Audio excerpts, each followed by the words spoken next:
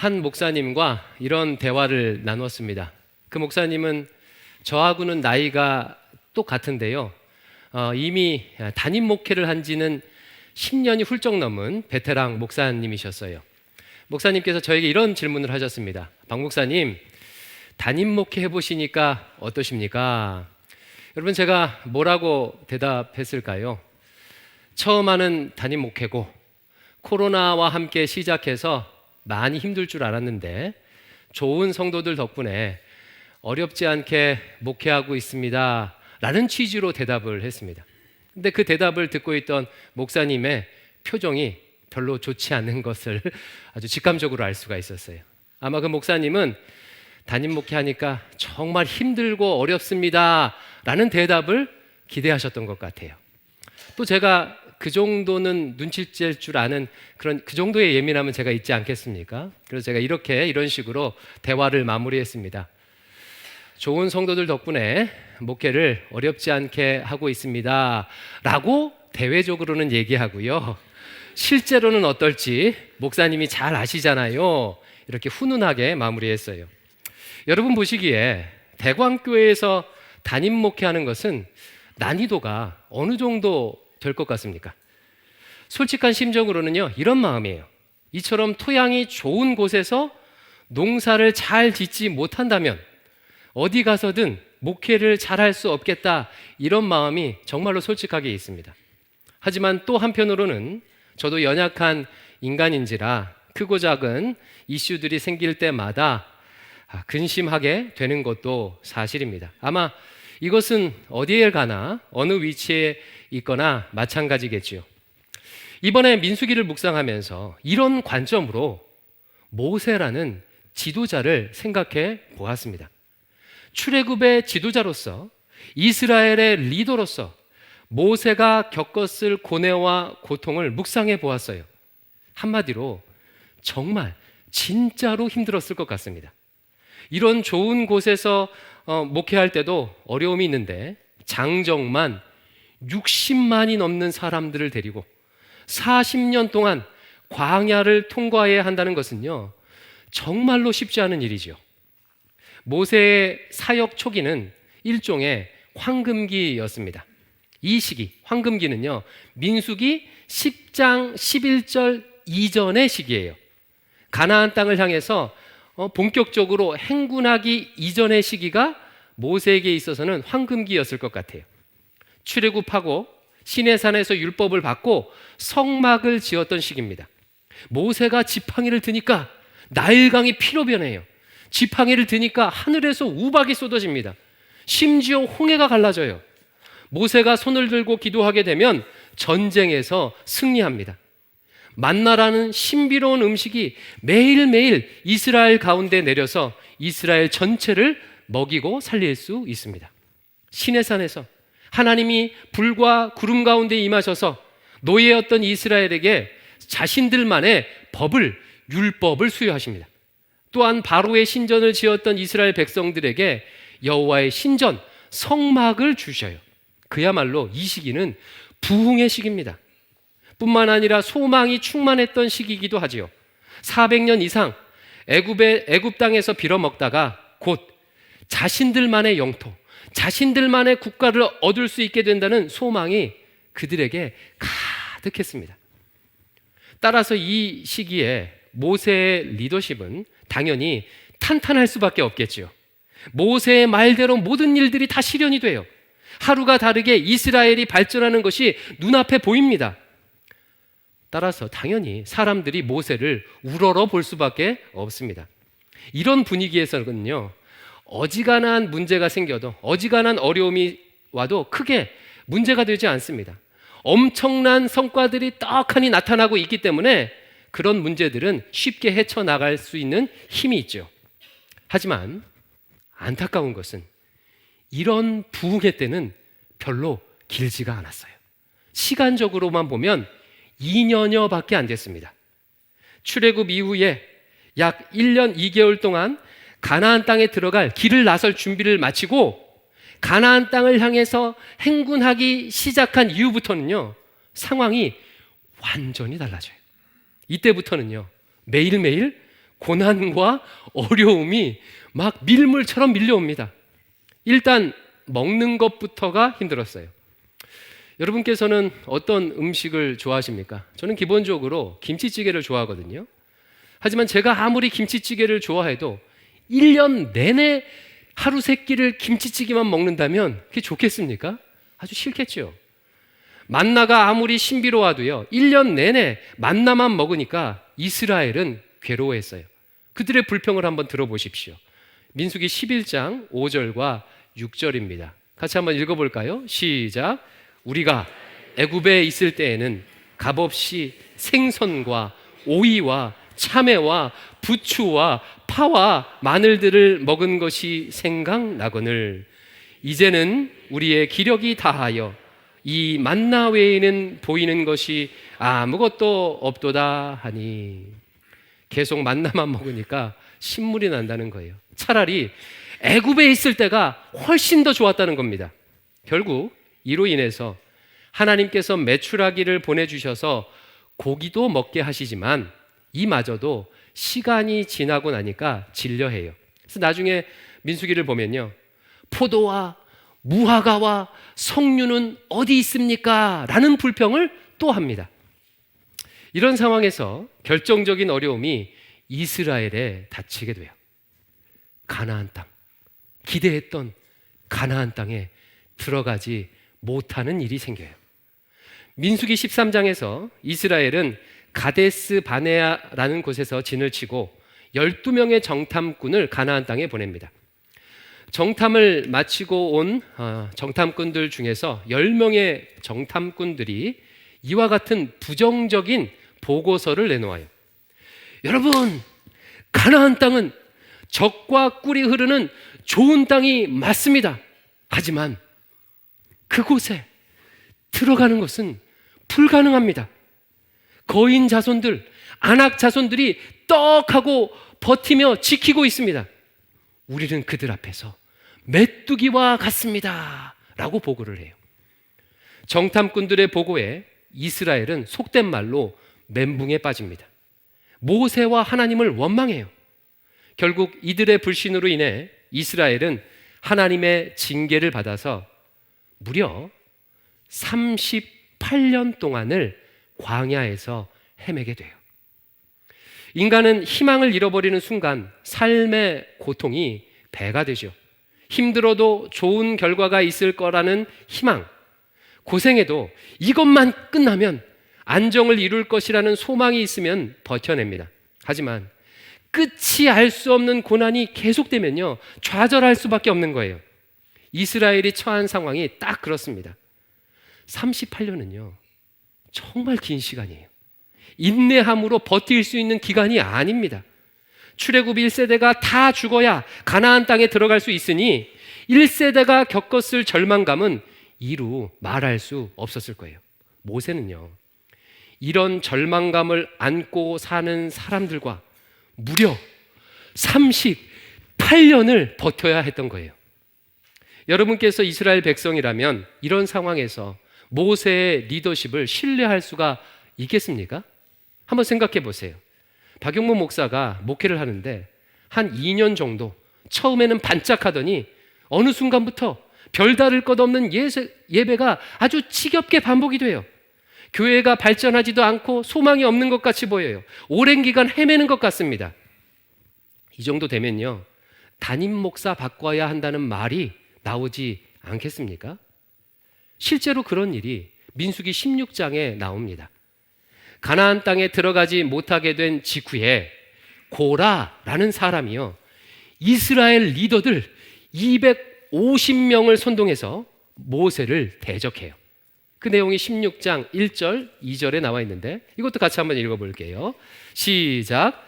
레위의 증손 고앗의 손자 이스라엘의 아들 고라와 르우벤 자손 엘리압의 아들 다단과 아비란과 벨렛의 아들 온이 당을 짓고 이스라엘 자손 총회에서 택함을 받은 자 곧 회중 가운데서 이름 있는 지휘관 250명과 함께 일어나서 모세를 걷습니다.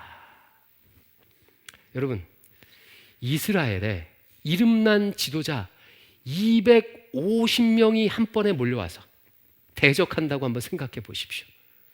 정말 쫄리는 일 아니겠습니까? 이처럼 가나안 땅을 향해 출발하는 순간부터 모세는요, 감당하기 어려운 일들을 계속해서 마주해요. 우리는 모세를 구약시대의 가장 위대한 지도자로 우러러보지만 막상 그의 사역을 면밀히 생각해 보면 황량함 그 자체입니다. 사역의 대부분의 시간을 광야에서 매일매일 비슷한 삶을 살면서 사람들의 불평과 원망을 받아내는 일을 해야 했어요. 아주 잠깐 2년 정도만 영광을 경험했고 그 다음 38년은요 광야의 시간이었어요.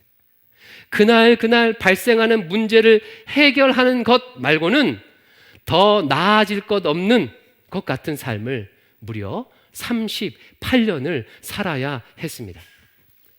만약 저에게요 선택의 기회가 주어진다면 저는 그런 교회의 담임 목사로는요 가지 않을 것 같아요. 작지만 서로를 인정해주는 교회, 더디더라도 조금씩 성장하고 발전하는 변화하는 교회에 가고 싶지, 성도들의 원망과 불평이 매일처럼 쏟아지고 리더십을 대항하는 그런 교회에 누가 가고 싶겠습니까? 그렇다면 생각만 해도 버거운 이 사명, 이 사역을요 모세는 어떻게 38년 동안이나 감당할 수 있었을까요? 저는 오늘 본문이요 그 비결을 보여준다고 생각합니다. 오늘 본문은 모세와 그의 형제들 사이에서 일어났던 사건을 다루고 있어요.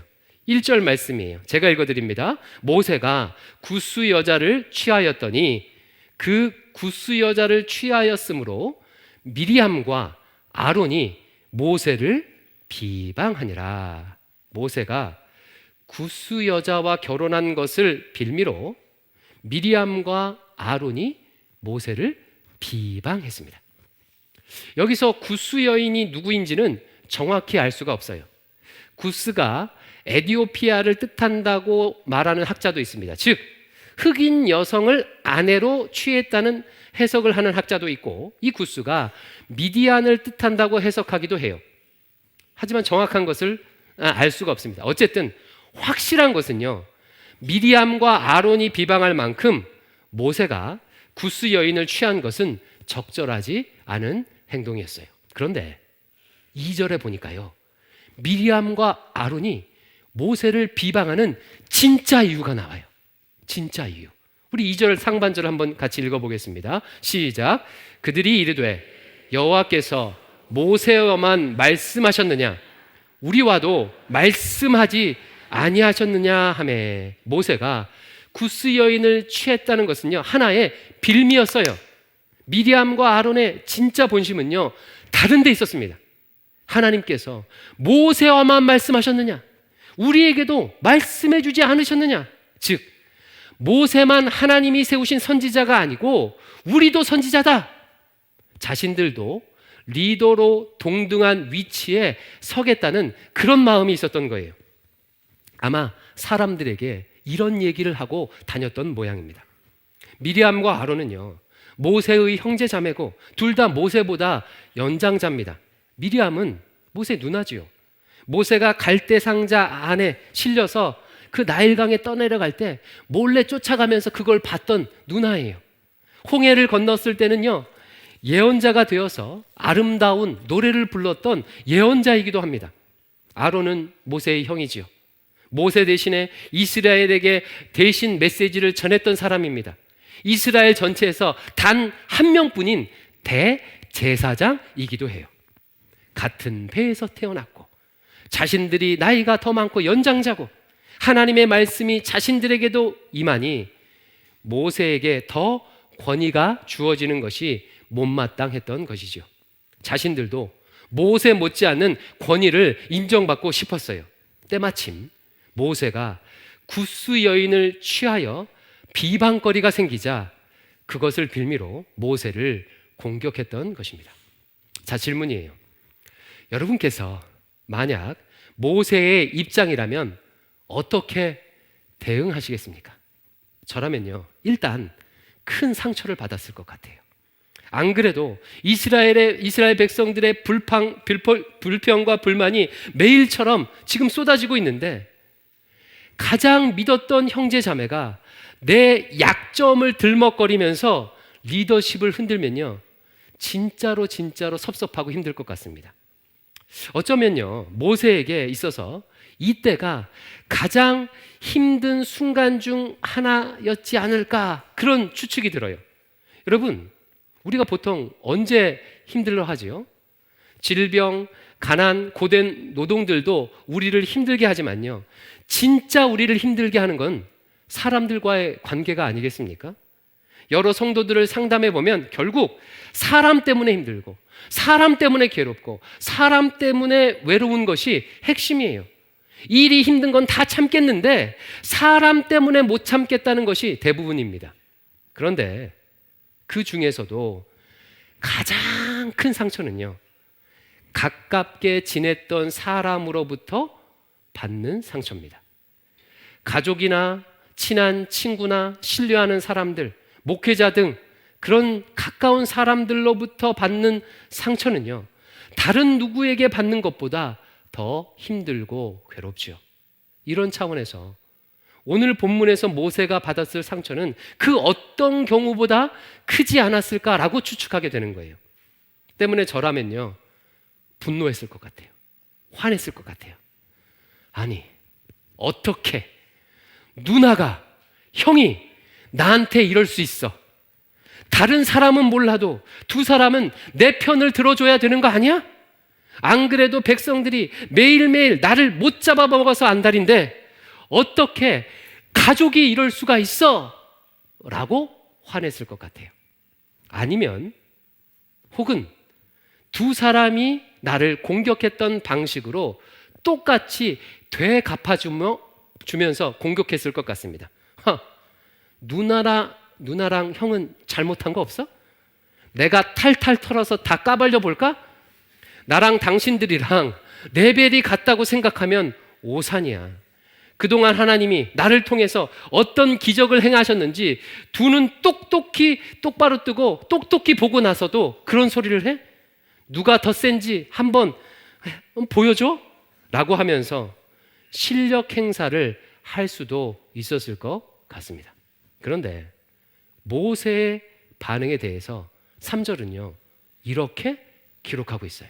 3절을 같이 한번 읽어보겠습니다. 시작.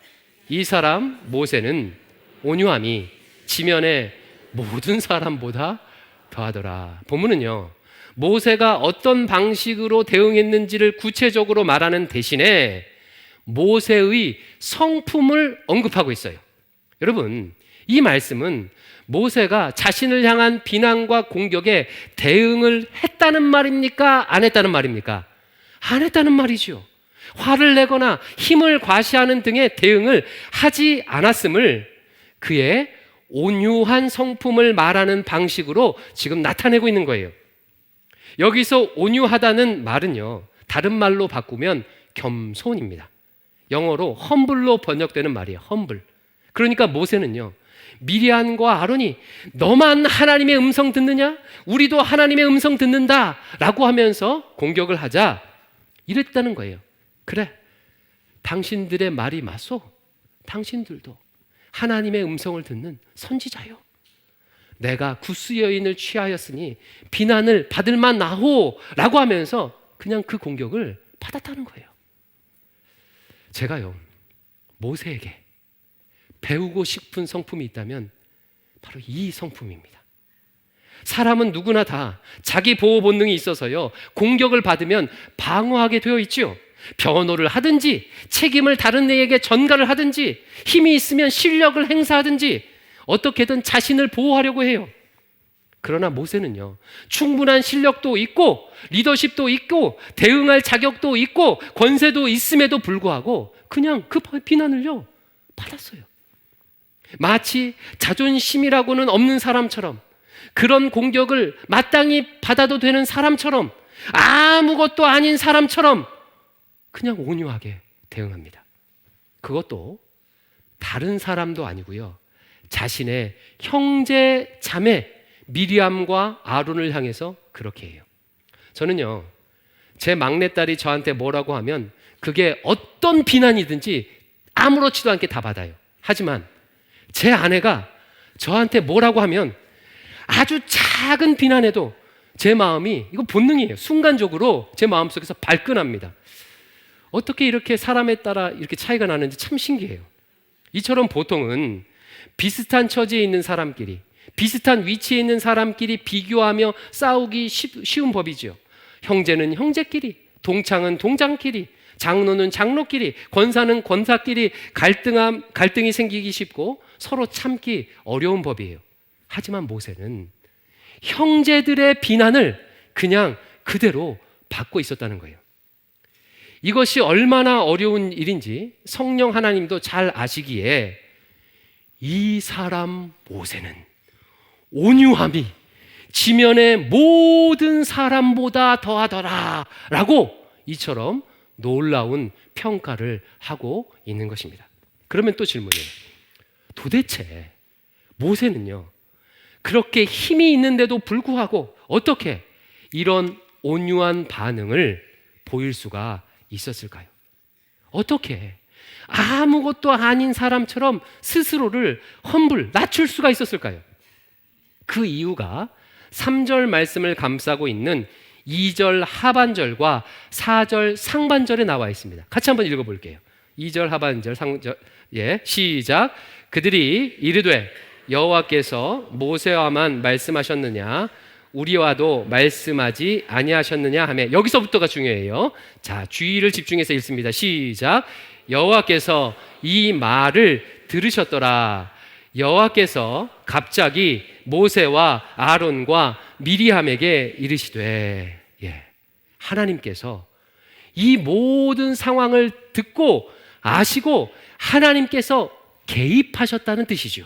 즉 모세가 형제 자매들을 향해서 비난에 직접 나서지 않은 이유는, 사람들을 향해서 자신이 직접 대응하지 않은 이유는요, 무엇 때문이에요?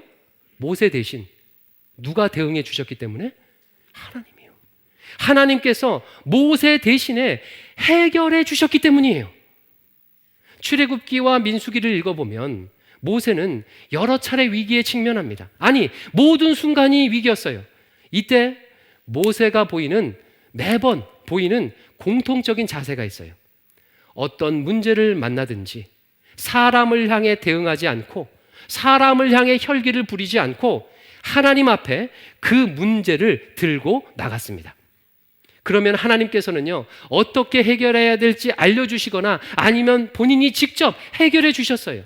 바로가 이스라엘의 출애굽을 허용하지 않자 모세는 바로를 향해서 싸우지 않았습니다. 그러면 그냥 나와서 하나님 앞에 그 문제 들고 나갔어요. 하나님께 호소했습니다. 이스라엘이 범죄했을 때도, 이스라엘이 자신을 향해 원망했을 때도 백성들을 향해, 하나님을 향해 대응하지 않았어요. 하나님 앞에 나아가서 호소하고 하나님의 인정을 구했습니다. 그때마다 하나님께서는 친히 역사하셨고 친히 모세의 걸음을 인도해 주셨어요. 자신을 비난한 사람들을 향해 마치 자존심이 없는 자처럼, 아무것도 아닌 자처럼 온유할 수 있었던 이유는 하나님께서 듣고 하나님께서 해결해 주실 것을 믿었기 때문이에요. 하나님께서 역사하실 것을 알았기 때문입니다. 이런 모세의 온유함은 하루아침에 생긴 것이 아니지요. 본문에 사용된 온유함이라는 단어에는 가난한, 고통받는 이런 또 다른 의미가 그 단어 가운데 포함되어 있습니다. 가난한, 고통받는. 즉 여기서 말하는 온유함은요, 타고난 성품으로서의 온유함이 아니에요. 간혹 태생적으로 온유한 분들이 있는데 그런 온유함이 아닙니다. 가난이나 고통을 통과하면서 나중에 얻게 되는 온유함이에요. 모세가 꼭 그렇죠. 모세는요, 40살이 될 때까지는 혈기왕성했던 사람이었어요. 자신이 이스라엘을 구원해 보겠다, 내가 정의를 이루어 보겠다는 마음으로 가득 찼던 인물입니다. 그때까지는요, 모세 안엔 모세로 충만했어요. 모세 안에는 모세로 충만했어요.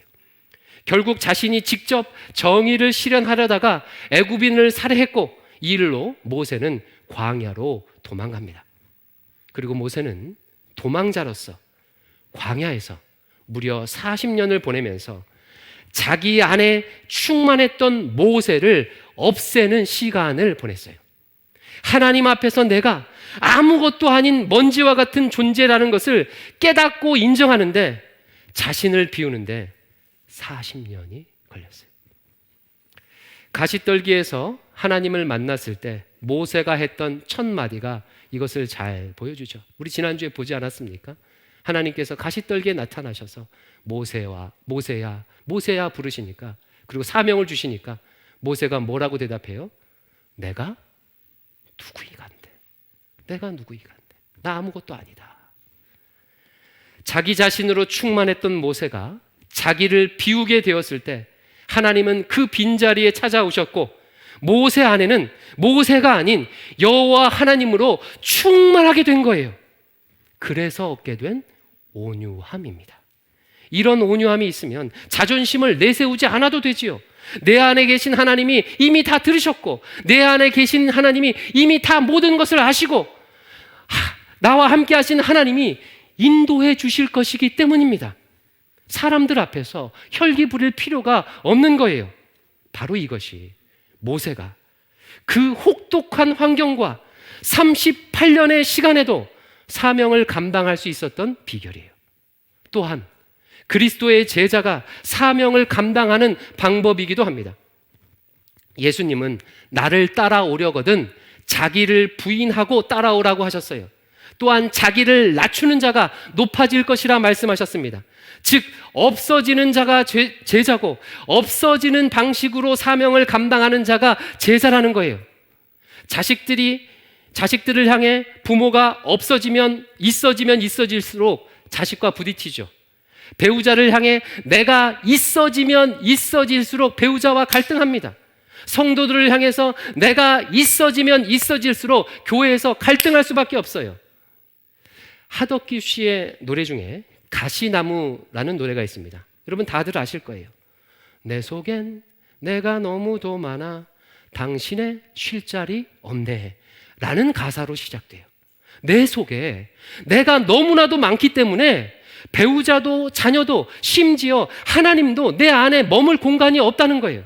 그러니 자꾸 하나님과도 사람들과도 심지어 사랑하는 배우자와 자녀들하고도 갈등하게 되는 것입니다. 하나님께서 하나님의 백성에게 광야의 시간을 주신 이유는 그 광야에서 모세처럼 자기 자신을 비우는 법을 배우라고 주시는 것입니다. 광야 학교에서 나를 비우는 법을 배우게 되면 그때부터 비로소 새로운 단계의 삶이 펼쳐져요. 그때부터 비로소 사역이라고 부를 수 있는, 사명이라고 부를 수 있는 일을 감당할 수 있게 되는 것입니다.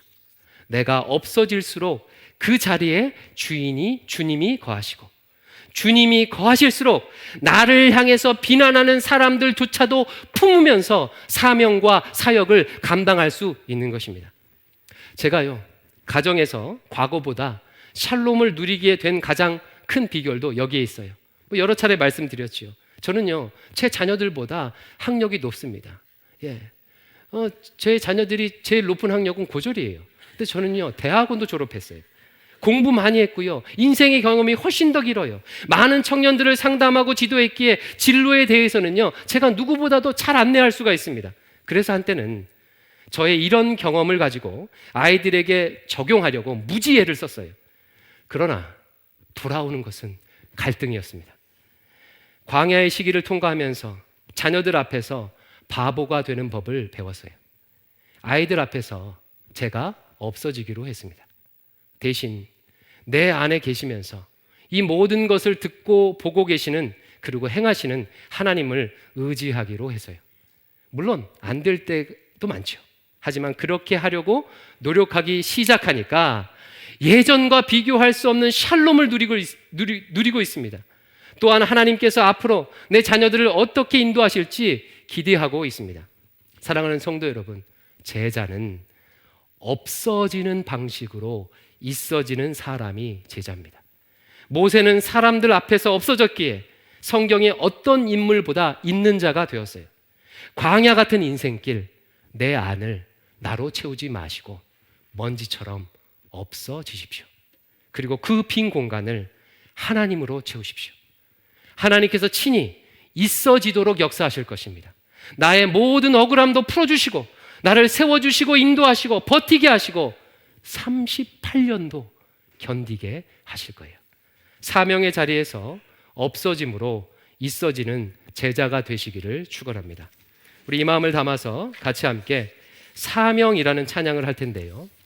제가 예전에는요 이 찬양을 별로 좋아하지 않았어요. 뭐 불러보시면 알겠지만 내용이요 너무너무 비장하고 무겁습니다. 근데 이번에 고난주간에 예수님의 십자가를 묵상하고 모세의 삶을 보면서요, 아하, 사명이란 이런 것이구나 라는 것을 깨닫게 됐어요. 우리 마음을 담아서 같이 함께 찬양하겠습니다.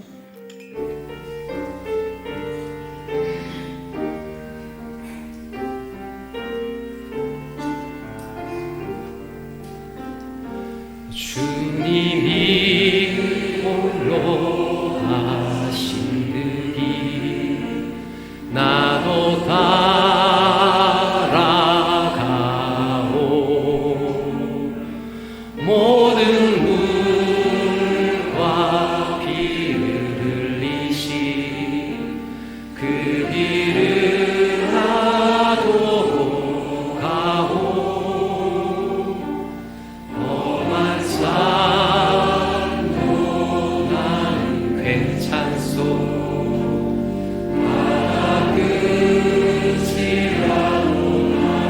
괜찮소.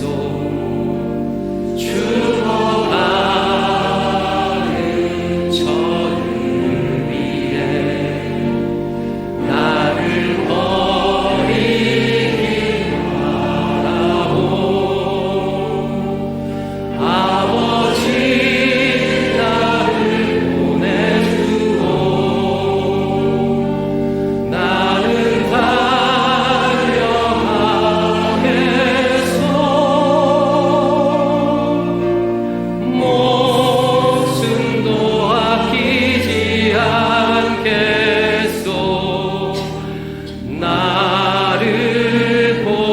세상이 나를 미워해도 세상이 나를 미워해도 나는 사랑하겠소. 세상을 구원할 십자가 나도 생명을 버리면서까지 생명을 버리면서까지 나를 사랑한 당신 이 작은 나를 받아주고 나도 사랑하오. 기도하겠습니다. 아버지 하나님, 정말로 사랑하며 살고 싶습니다. 나를 향해 비난하고 원망하는 사람들까지도 정말 품으며 사랑하고 싶습니다. 내 안에 나로 가득 찬 이 지긋지긋함을 용서하여 주시고 나를 비우고 하나님으로 충만하게 은혜 베풀어 주시옵소서. 예수님 이름으로 기도드립니다. 아멘.